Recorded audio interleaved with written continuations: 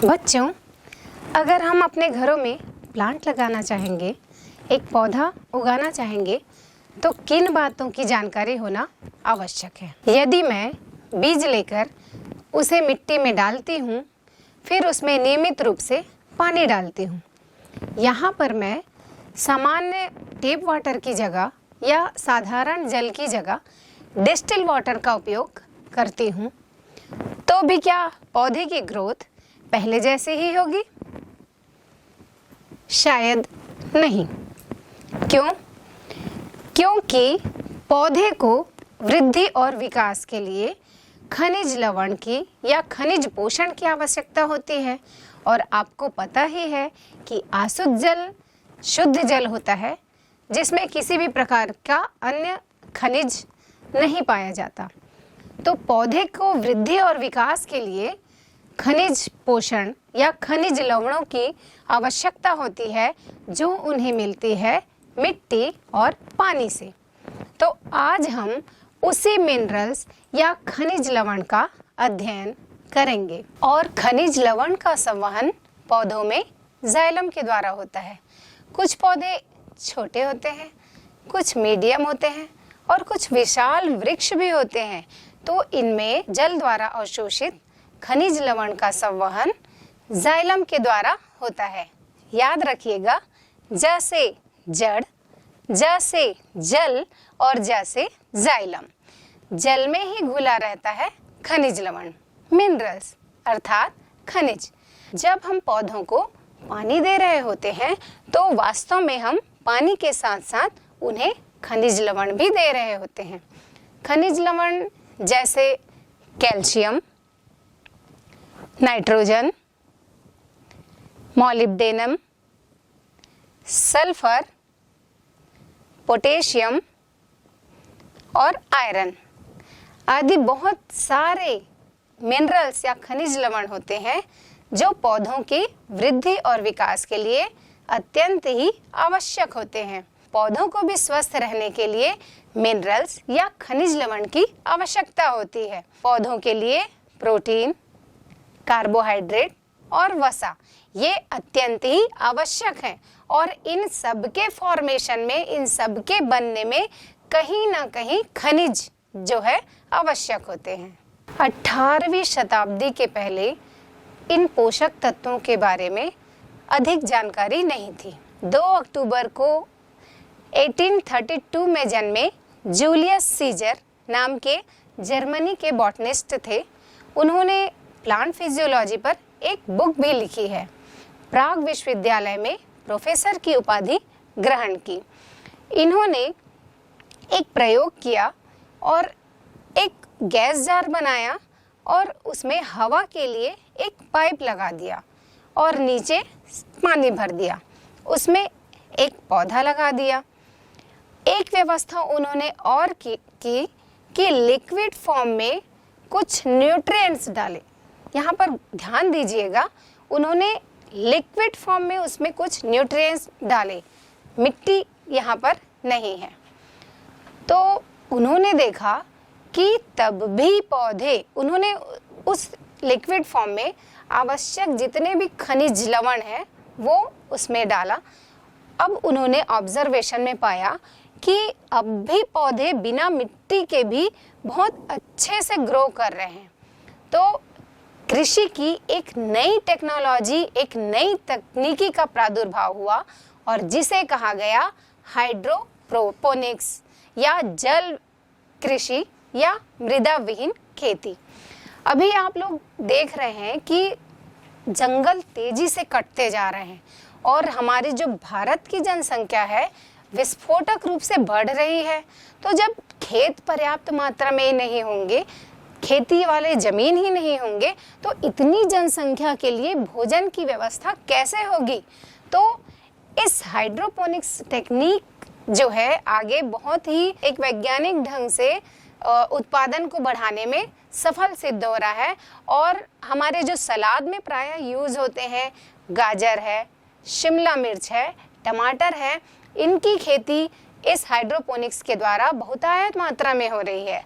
अगर आपको इसको विस्तृत रूप से अपनी आंखों से भी देखना है तो आप रायपुर छत्तीसगढ़ की राजधानी रायपुर के इंदिरा गांधी कृषि विश्वविद्यालय में जाकर देख सकते हैं। वहाँ हाइड्रोपोनिक्स के द्वारा आलू, शिमला मिर्च, टमाटर इनकी खेती की जाती है। अपोलो 2 जो अमेरिका का अंतरिक्ष यान था, वो भी चंद्रमा के भूभाग से कुछ धूल के कण या धूल वहाँ से लाया गया था और उसमें भी पौधों को उगाकर देखा गया तो ये पाया गया कि फर्न और लिवरवर्ट इन पौधों में तेजी से वृद्धि होती है और इसकी पत्तियां भी अधिक हरी होती हैं। तो इसका अर्थ यह है कि चंद्रमा पर भी ऐसे तत्व मौजूद हैं जिससे पौधे ग्रोथ कर सके या पौधों के लिए उपयोगी तत्व वहां पर भी विद्यमान है। अब तक आपने देखा कि 1860 में सर्वप्रथम प्लांट्स को वयस्क अवस्था तक मृदा की अनुपस्थिति में पोषक विलयन में भी उगाया जा सकता है। यह प्रयोग वर्तमान समय के लिए चमत्कार सिद्ध हो रहा है। क्यों? क्योंकि विश्व की जनसंख्या विस्फोटक रूप से तेजी से बढ़ रही है और खाद्य की आपूर्ति के लिए अब विश्वसनीय और बेहतर तरीकों की आवश्यकता है। तो उसके लिए हाइड्रोपोनिक्स अत्यंत लाभकारी सिद्ध हो रहा है। हाइड्रोपोनिक्स के लाभ, द फर्स्ट वन इज पादपों को कहीं भी उगाया जा सकता है। आप देखते होंगे कि छतों पर भी बहुत सारे प्लांट्स, पहले तो हम छतों पर छोटे छोटे प्लांट्स उगाते थे, पर आजकल देखिए कि बड़े बड़े जो पेड़ जिसको हम कह सकते हैं वो भी छतों पर उगाया जा सक रहा है। सेकंड वन है कि पादपों की वृद्धि इसमें नियंत्रित रहती है और इसका तीसरा लाभ यह है कि जल और पोषक तत्वों का वेस्टेज नहीं होता, उनकी बर्बादी नहीं होती। तो इस प्रकार हम यह कह सकते हैं कि जलीय संतुलित पोषक माध्यम में पौधों को बिना मृदा के उगाना ही क्या कहलाता है? जल संवर्धन या हाइड्रोपोनिक्स कहलाता है। अब आप कहेंगे कि इसका क्या लाभ है? तो वर्तमान समय में तो गाजर, टमाटर, बीज रहित खीरा और गुलाब इसका कमर्शियल उत्पादन करने के लिए हाइड्रोपोनिक्स का बहुत मात्रा में उपयोग किया जा रहा है। इसके बाद आप पूछेंगे ज़रूर या सोचेंगे ज़रूर कि इसका फ़ायदा क्या है, क्योंकि हम हर चीज़ में अपना फ़ायदा ज़रूर देखते हैं। तो इस तकनीकी को और आगे बढ़ाया गया। कुछ वैज्ञानिकों के द्वारा, जो जूलियस वान सेचस हैं, उनका प्रयोग है उसे आगे बढ़ाया गया, जिसमें आर्नन, हॉगलैंड और हेविट इन्होंने इस प्रयोग को एक स्टेप और आगे बढ़ाते हुए ये पता लगाया कि किस पोषक तत्व को डालने से पौधे में क्या लक्षण प्रकट होते हैं। अर्थात जब हम पोषक तत्वों का अध्ययन कर रहे हैं तो हमें यह जानना जरूरी है कि क्या पोषक तत्व अधिक मात्रा में पौधे को चाहिए या कौन से पोषक तत्व कम मात्रा में चाहिए या सभी जरूरी हैं पौधे के लिए या नहीं। तो उन्होंने एक प्रयोग करके देखा और उस प्रयोग में उन्होंने क्या किया, छोटे छोटे एक ही उम्र के लगभग प्लांट लिए और उनको अलग अलग जार में लिया। पहली दफ़ा उन्होंने किया यह कार्य कि सभी पोषक विलयन को डाला, सभी तत्वों को डाला, उसमें से पोटेशियम गायब कर दिया। पत्तियां पीली पड़ गई या भूरी होने लगी। तो यह निष्कर्ष निकला कि पोटेशियम पत्तियों को हरा रखने के लिए आवश्यक है। दूसरी बार क्या किया, आयरन गायब कर दिया।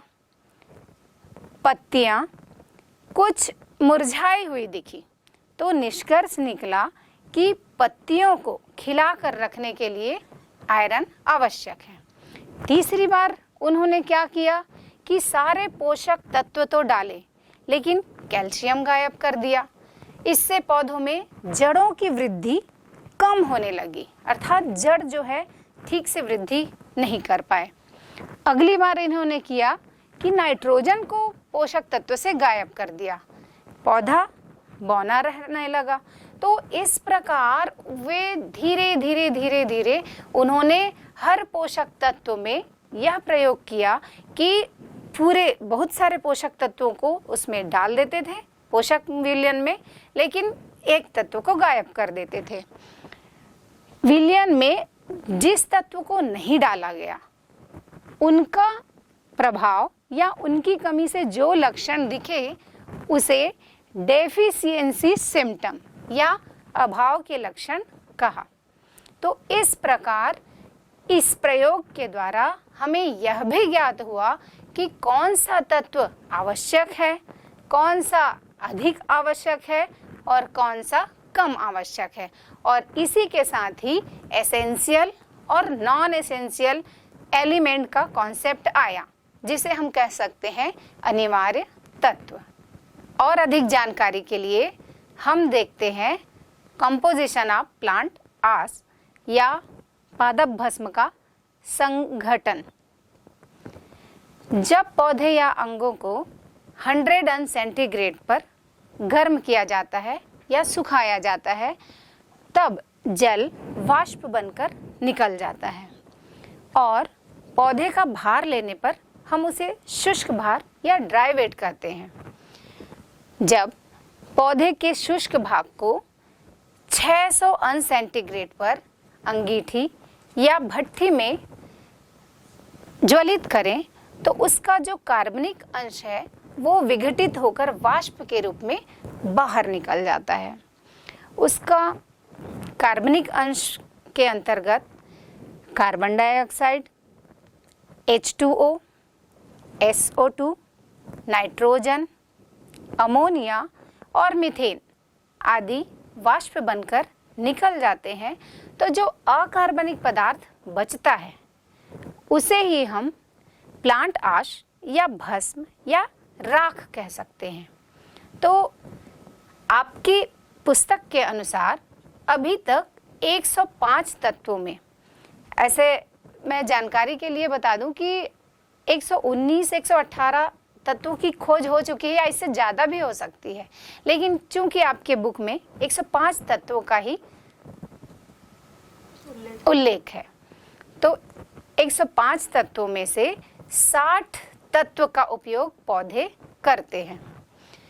60 खनिज तत्वों में calcium, potassium, iron, manganese, aluminium, silicon, phosphorus और सल्फर और बहुत सारे खनिज तत्व हैं जिनका उपयोग पौधे करते हैं। तो ध्यान रखेंगे कि अभी तक पौधों में प्रयोग के द्वारा यह सिद्ध हो चुका है कि 60 या 60 तत्वों की मात्रा पौधों में पाई गई है।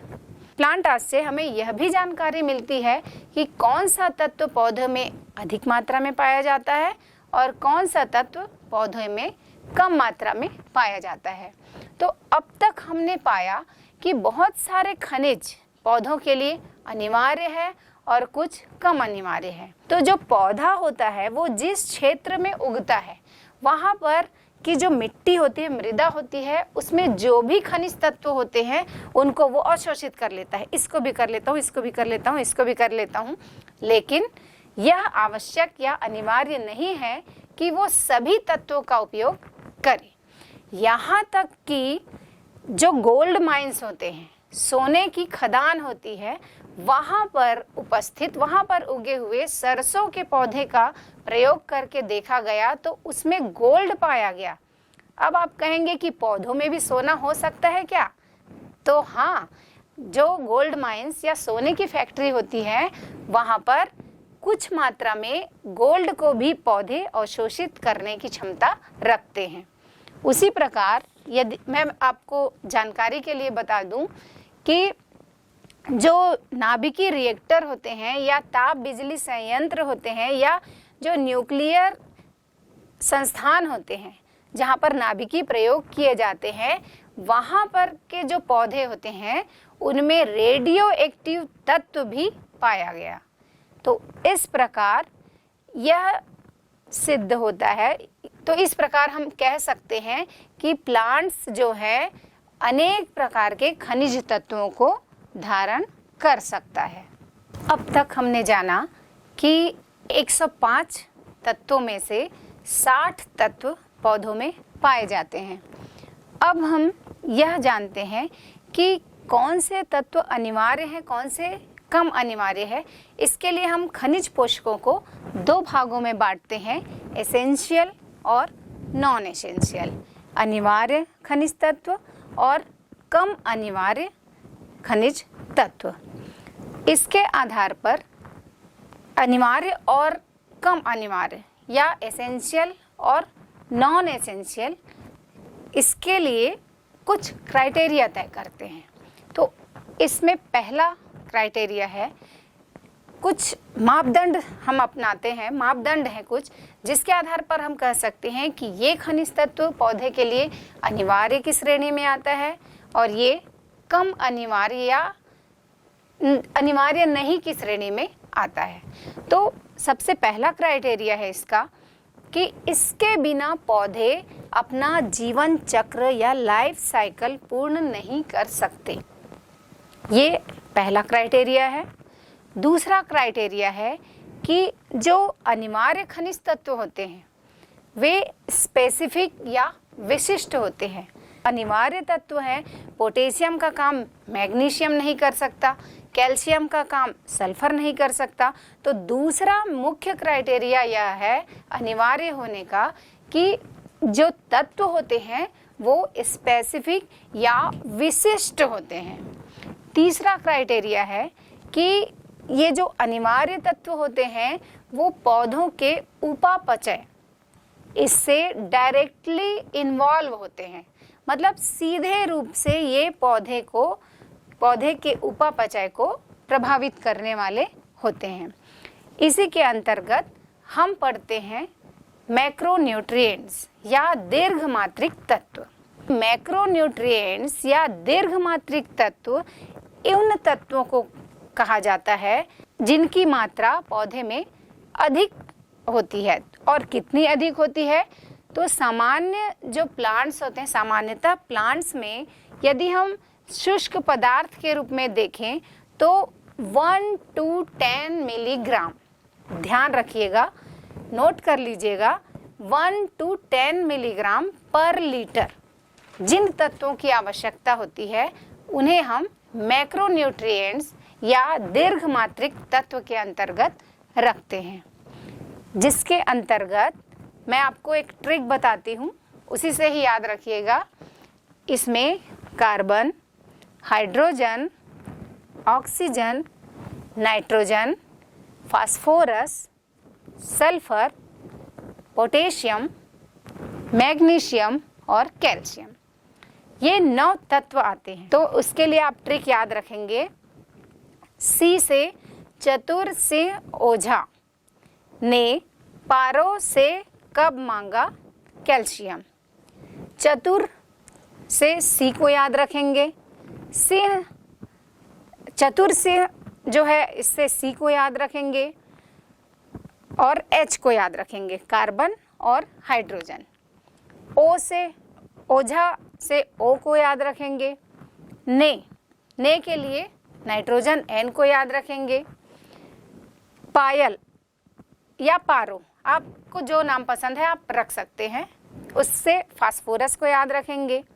से के लिए सल्फर, कब, उसके लिए आप पोटेशियम को याद रखेंगे। थोड़ा इसको ध्यान रख लीजिएगा क्योंकि हम कहते पोटेशियम है पर लिखते हैं के, तो इसलिए हम कब। उसके बाद मांगा से Mg मैग्नीशियम को याद रखेंगे और कैल्शियम तो कैल्शियम है ही। तो ये ट्रिक याद रखेंगे तो मुझे लगता है कि आप अच्छे से और आसानी से इन दीर्घमात्रिक तत्वों को याद कर पाएंगे। एक बार फिर नोट कीजिए, चतुर सिंह ओझा ने पायल से कब मांगा कैल्शियम। तो ये हमारे 9 तत्व हो गए। इनमें से जो CHO और CO2 कार्बन डाइऑक्साइड है, इसको पौधे जल से ग्रहण करते हैं। बाकी शेष जो तत्व हैं उनको मृदा से पौधे ग्रहण करते हैं। ये तो थे दीर्घमात्रिक तत्व या मैक्रोन्यूट्रिएंट्स जिनकी अधिक मात्रा पौधों को आवश्यक होती है। अब आइए चलते हैं हम माइक्रोन्यूट्रिएंट्स की ओर, जिन्हें हम सूक्ष्म पोषक तत्व या सूक्ष्म मात्रिक तत्व कहते हैं। जो सूक्ष्म मात्रिक तत्व होते हैं वो पौधों में बहुत ही कम मात्रा में लगभग 0.1 मिलीग्राम पर लीटर या 0.1 मिलीग्राम पर लीटर ही आवश्यक होते हैं। तो इन तत्वों को या उन तत्वों को जिनकी कम मात्रा 0.1 मिलीग्राम पौधों को होती है आवश्यक, तो उसे हम कहते हैं माइक्रोन्यूट्रिएंट्स या सूक्ष्म मात्रिक तत्व। तो आइए इसके लिए भी हम एक ट्रिक देखते हैं। इसके अंतर्गत chlorine, iron, manganese, molybdenum, zinc, nickel, copper और बोरान। तो इसके लिए हम एक ट्रिक याद रखेंगे ताकि हम इन तत्वों को अच्छे से याद कर सकें और हम कॉम्पिटिटिव एग्जाम में भी बेहतर प्रदर्शन कर सकें। कल फिर मनमोहन जिंदगी नई क्यों बोले। कल फिर मनमोहन जिंदगी नई क्यों बोले। आप अपनी सुविधा के अनुसार खुद भी ट्रिक बना सकते हैं। ये आवश्यक नहीं है कि जो ट्रिक मैं आपको बता रही हूँ वही याद रखेंगे, पर हाँ, यदि आप ट्रिक के रूप में याद रखते हैं तो विज्ञान की जो बहुत सारी चीज़ें हैं उनको याद रखना बहुत ही आसान हो जाता है। तो हमेशा ट्रिक और माइंड मैप का उपयोग आप अपने विज्ञान अध्ययन अध्यापन के दौरान जरूर कीजिए। तो कल से हम याद रखेंगे क्लोरीन, फिर Fe आयरन, फिर में से याद रखेंगे आयरन। मन, इसका जो संकेत है Mn मैग्नीज। तो कल फिर मन, मोहन Mo, उससे हम याद रखेंगे मॉलिब्डेनम। जिंदगी, जिंदगी Zn जिंक को याद रखेंगे।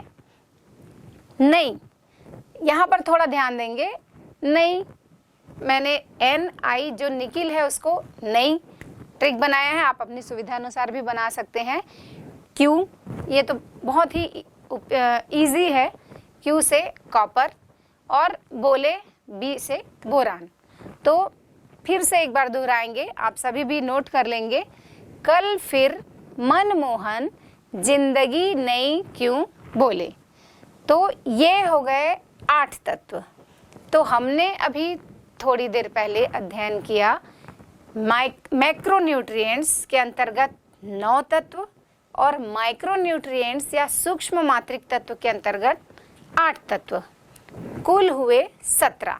तो ये ध्यान रखेंगे कि जो 60 पोषक तत्व पौधे ग्रहण करते हैं या पौधे में पाए जाते हैं, उनमें से 17 या 17 एलिमेंट्स, 17 तत्व वो उपयोग करते हैं और उनके लिए अत्यंत अनिवार्य है।